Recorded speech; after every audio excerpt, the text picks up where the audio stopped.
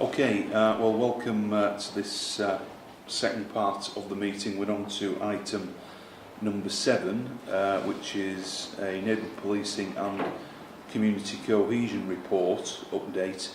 And I'd like to welcome Assistant Chief Constable Catherine Hankinson, who's joined us for this and the next item. And I'll hand straight over to you on this one. Again, just by way of introduction, community cohesion obviously is one of the priority areas as far as the policing crime plan is concerned. It is one that is a little bit more difficult to actually be able to measure and assess. But what we will do is run through with you where we feel that, in terms of feedback and so on, that we are at the moment. Okay. Okay, so as the Chief says, community cohesion is clearly a really key part of policing, but specifically the neighbourhood model. And it is difficult to describe, but I would say it's about a sense of belonging to a place, a group, or a community, about building better relationships between communities, but also within communities as well.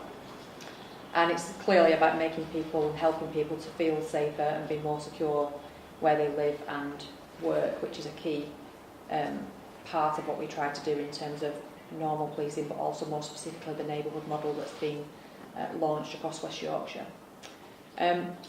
Obviously the benefits are very far-reaching. One of the key things we try to achieve in terms of building community cohesion is about building trust in communities, but also empowering people who live in a particular place, who often know the answers to some of the problems within those places better than we do, helping them to feel confident to work with us and other partner agencies to help improve the environment where they live and work. But it's also a really important thing that we have strong community cohesion in times where we perhaps have critical incidents or times where we've had heightened tensions within communities. And I think the very well publicised issues around the Punish a Muslim letter is a good example of that last year, where during peacetime we build those very strong links with communities and understand who within communities can pass those key messages for us. And then when we are in a situation where we need to get messages out to people quickly and accurately, then we can use all of those things that we built in the background to really get that strong, reassuring message out to communities. So within the neighbourhood policing model, there are obviously 3 key pillars, and within the engagement strand, obviously this element of building community cohesion is a really key part, and our dedicated neighbourhood policing teams are the main front-end delivery for that work. So in terms of what we've got ongoing to strengthen community cohesion within that arm of the neighbourhood strategy, we've consulted with people across West Yorkshire to find out, first of all, how they want their NPTs, their neighbourhood policing teams, to engage with them. We've not just made an assumption that there are certain ways in which we want to engage, we've asked the question. And I think what we've got back from that is that we understand some people want to still be quite traditional in the way that they engage with the police service, but other people, busy lives, different types of environments that they live in, would like to converse with us via technology, for example. So we've tried to make our approach as broad as possible to reach as many different groups as possible. We have an engagement toolkit which we use and some expected minimum standards in terms of engagement. They're all detailed in the report in terms of how often we expect our neighbourhood policing teams to hold certain types of meetings and update local communities on priorities that we have come to agree with them and progress on those priorities as well.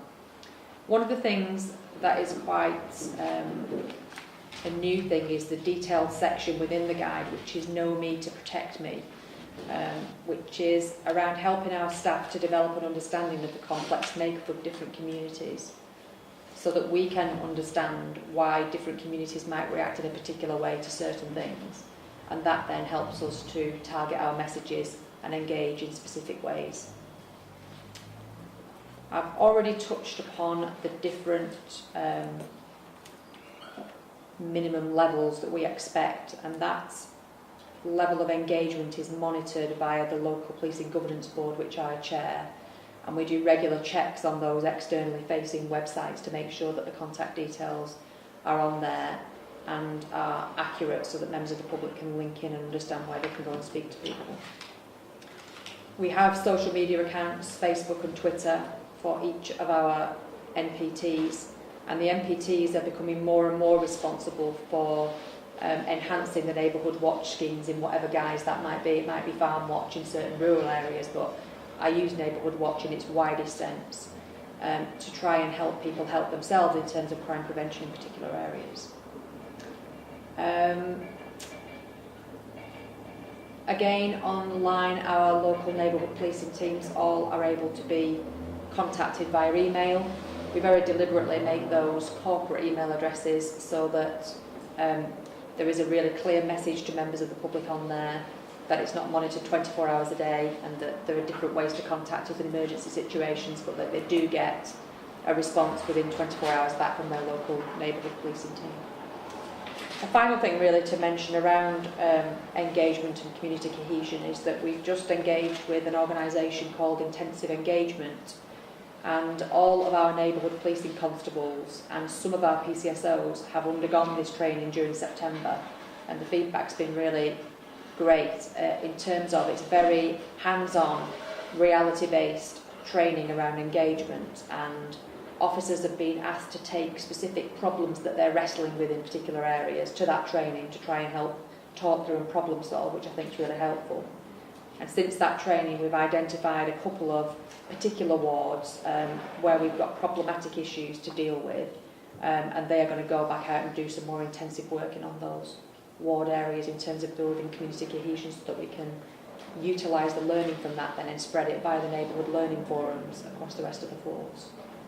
So I think that's a quick run through where we are in terms of community cohesion, the importance of engagement in building that, and where we are with the neighbourhood model. So I think part of the very real challenge here is we have a part to play, but of course everybody has a part to play, including other partners, stakeholders and so on. And so whilst it's important that we understand what community needs are, it's actually just as important that the communities themselves understand what different communities need, what support they need and so on. And we've seen some great examples of when communities have come together, but we also recognise that we need to encourage everybody to get involved in this, as opposed to it just being neighbourhood policing led. It's actually a responsibility for all of us.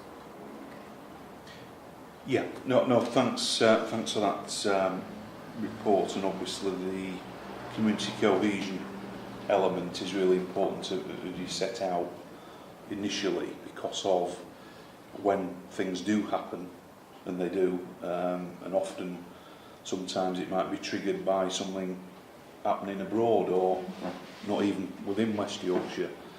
We have to be alive to those things, and I agree that it isn't just about policing, it's around that wider community safety partnership that needs to respond and work together to tackle those issues. So on the first couple of pages, you know that is sort of highlighted around confidence and measuring or attempting to measure community cohesion issues. Are there any other sort of things you are looking at around trying to get a better picture around community cohesion? Yes, I think very often in this area of the business it's really difficult, that there are very few quantitative measures where you can actually say it's a result of improved community cohesion in a particular area that X has happened. I think one of the things that is becoming quite obvious in some of the areas where neighbourhood policing is working particularly well is that where you do have local communities in very small localised areas that take joint ownership of a problem with police and other statutory agencies in the third sector, that we do see a reduction in demand in those areas in a variety of different things. So I think moving forward in terms of the Local Policing Governance Board, we're looking all the time for quantitative measures that accurately tell us, and it is very difficult, whether community cohesion is working in a particular place.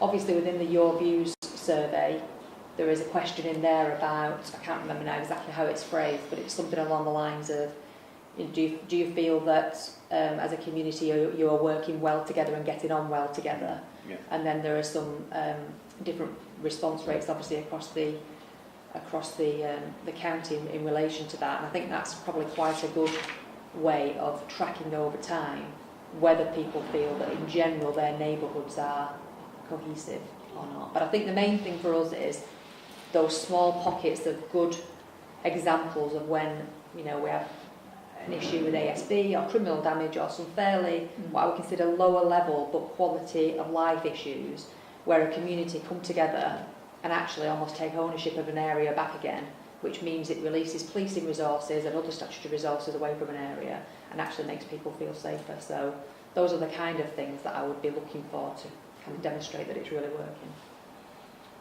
Yeah, and I mean, as you know, Dee, we often talk about neighbourhood policing as the bedrock of how we do business in West Yorkshire, and it's something I support, as you know, and have tried to provide as much investment as possible within the limitations that we have locally through the local police council tax.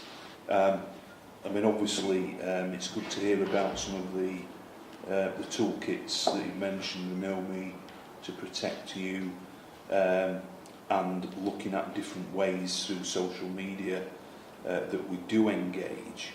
But you will be aware of the pressures that we are facing currently, and I've visited a number of teams during the summer, and at the beginning of the meeting we talked about some of the casework that's coming in from councillors and others regarding the pressures that they see in their towns and cities and wards across the piece. So it's really trying to get a better understanding of how the changes that were made about 6 months ago now are bedding in, and probably outside of this meeting having more conversations around a review of how that has gone in the first 6 months, because it's clearly a pressure that is being manifested not only in policing but across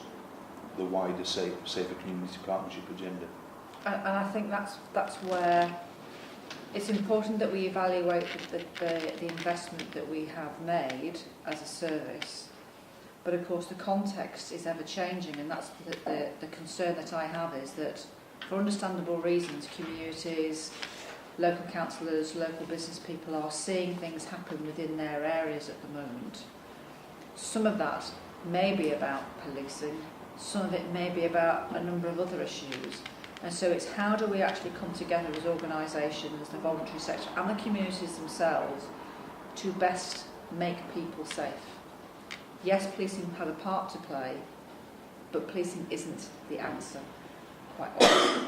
So I just think, and of course it depends on what the local problems are, what the local issues are. I'm absolutely wedded to the fact that we need to get upstream and try and stop the issues from happening in the first place, than trying to, dare I say, enforce our way out of this, because enforcement isn't the answer. We've tried to do that over several years, and it hasn't necessarily stopped some activity from happening. We need to try and stop it from happening in the first place. Yeah, and obviously the ethos behind the changes was about early intervention and prevention. Yeah. So I will be interested to know how that's going. I mean, clearly you've talked about the 304 officers that have received the training, and I would like to know more about the intensive engagement to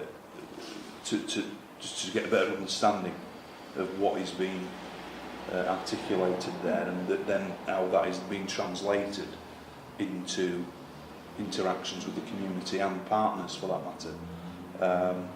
I think, as I say, we're partway through that at the minute. We've done the initial bits, but I think what will be really interesting is from that training, that those two further complex locations that have been identified in Leeds and Kirklees will then be able to do a really good case study about just how much that model and type of training then helps to tackle some of those areas in partnership with the community. So that would be I think after that section of that training and the implementation of it on the districts, it'd be a good time to bring you an update as to how that's gone. Have you got a sense of how the all the communications contact? So in the report it talks about packed sort of meetings, street neighbourhood meetings, neighbourhood watches.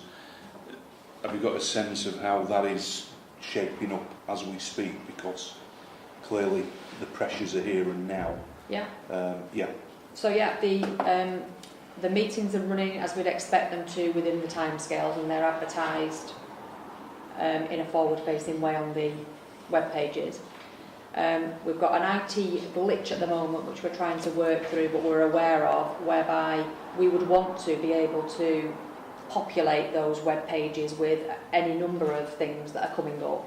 At this minute in time, once you put one other thing on, something else falls off, so we can only put one thing on there. We're trying to work through that at the minute because clearly people need to plan ahead.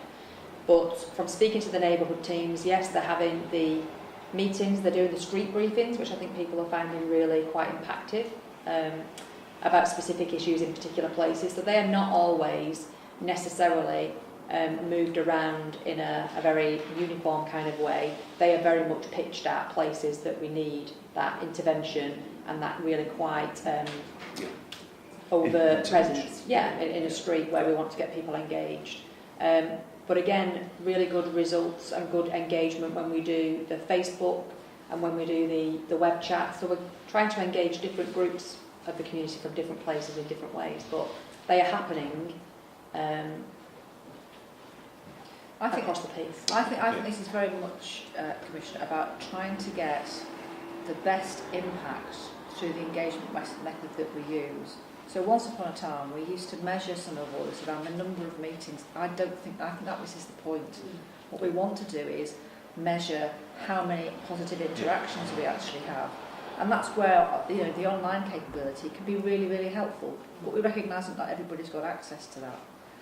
Secondly, some of what we're talking about here, even if we do an evaluation in 6 months, a year, we may not see many results because some of these problems are going to be much, much longer term to solve. And so what we can do is try and get those pieces of information into community to say, this was one that we managed to sort out quite quickly, here's the result. Please bear with us and hold your nerve because this particular problem is going to take some time and we need to work on it together. So again, it depends on what evaluation criteria we start to set ourselves about what does success look like. Because actually, the longer term success may take 3 to 5 years. Yeah, I mean, I accept that the government have come belatedly to the party on this, I have to say, in terms of their recent serious violence strategy, where they are now talking about early intervention and prevention. About 7 years too late, I have to say, but at least it's a welcome development. But I mean, coming back to the local, I think I agree that some of these things do take time to really understand and address. But I think there is something about just having a better picture of how things are in terms of articulating the work and the meetings and the contacts that are being established, which is again reflected in some of the contacts and casework that I'm getting at the moment. So this is clearly work we will take outside of this meeting in terms of further conversations, but it's just really understanding the pressures, I guess, that some of our partners are raising with us, and the public for that matter, and what more we can do to work with them to address some of the issues that are currently out there. And I know this is a huge stretch on resources, and yes, it's not all about enforcement, but it's just really just having a better picture of where we are currently, 6 months in. Okay. And to reassure you, we're just doing local accountability meetings just this week, and one of the things that we've been talking about just this morning as a good example is something that perhaps local people might not raise as an issue, but we know ourselves as a really big risk area for certain young people is missing from home, as an example. So our neighbourhood teams are really having good engagements with the looked after children's homes in terms of where a lot of our missings go from repeatedly. And just at Bradford, in the last few months, we've seen a reduction of around 500, 550 incidents of people going missing from a number of different homes because of the engagement, the stronger relationships. We're able to have a say in the way that those individuals are managed and looked after and so on. So that's a good thing for us that the public might not necessarily see, but which means that we've got more capacity to do other things that matter to people.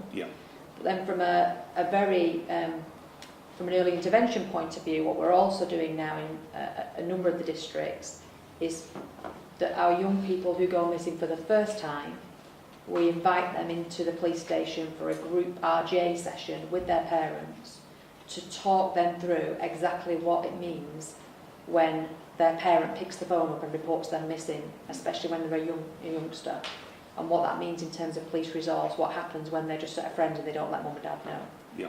And we've had some really good results at Wakefield, as an example. We've had, out of 100 young people that have been through that system, only a couple of them have gone missing for a second time. So there is some really good stuff going on in terms of reducing demand and really helping to reduce the risk around people. But it's sometimes things that members of the public perhaps don't always see right outside their front door. No, I agree, and that's a good example actually of really effective work around vulnerability, safeguarding in some of our areas, and it's how we articulate some of that as well, for others to understand that that's happening and going on. I think there's also the need to carry on with that really healthy strategic dialogue, particularly around statutory responsibilities, and making sure that each of us does meet our statutory responsibilities, and therefore each of us knows exactly where risk and concern and harm sit within each respective agency. And I think we need to do that, irrespective of the fact that we're all going through austerity. I think it's really clear that we understand who's got responsibility for what, because otherwise the public get confused. No, absolutely. So, thanks for that update, and we will follow up on the other things that we've raised there. So thank you for that.